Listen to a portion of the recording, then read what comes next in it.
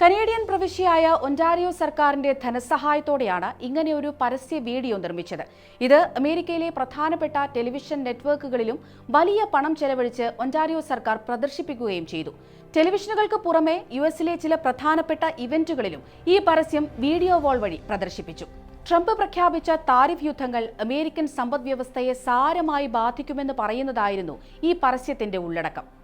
1987 April 25 മുൻ US president Ronald Reagan presidential റേഡിയോയിൽ രാജ്യത്തെ അഭിസംബോധന ചെയ്ത് നടത്തിയ ഒരു പ്രസംഗത്തിലെ ചില ഭാഗങ്ങളായിരുന്നു ഈ പരസ്യത്തിന്റെ പ്രധാന ഭാഗം. സ്വതന്ത്രവും നീതിയുക്തവുമായ വ്യാപാര ബന്ധങ്ങളെക്കുറിച്ചായിരുന്നു റീഗന്റെ പ്രസംഗം. ഇറക്കുമതി ഉൽപ്പന്നങ്ങൾക്ക് അമിതമായി തീരുവ ഉൾപ്പെടുത്തുമ്പോൾ ചുരുങ്ങിയ കാലത്തേക്കെങ്കിലും അത് അമേരിക്കൻ ഉൽപ്പന്നങ്ങളെ സംരക്ഷിക്കാനാണെന്നും ദേശീയ താൽപര്യം സംരക്ഷിക്കുകയാണെന്നും തോന്നുമെങ്കിലും ദീർഘകാലാടിസ്ഥാനത്തിൽ അത് രാജ്യത്തിന് ദോഷം മാത്രമേ ഉണ്ടാക്കൂ എന്നായിരുന്നു റീഗന്റെ പ്രസംഗം. ഇത്തരം ദേശീയവാദങ്ങളെല്ലാം കുറച്ചു കാലത്തേക്ക് മാത്രമേ നിലനിൽക്കുകയുള്ളൂ എന്നും ദീർഘകാലാടിസ്ഥാനത്തിൽ ഇത് രാജ്യങ്ങൾ തമ്മിലുള്ള വ്യാപാര യുദ്ധങ്ങൾക്കും ശത്രുതയ്ക്കും വഴിയൊരുക്കുമെന്നും പരസ്യത്തിൽ ഉപയോഗിച്ച പ്രസംഗത്തിൽ റീഗൻ പറയുന്നു.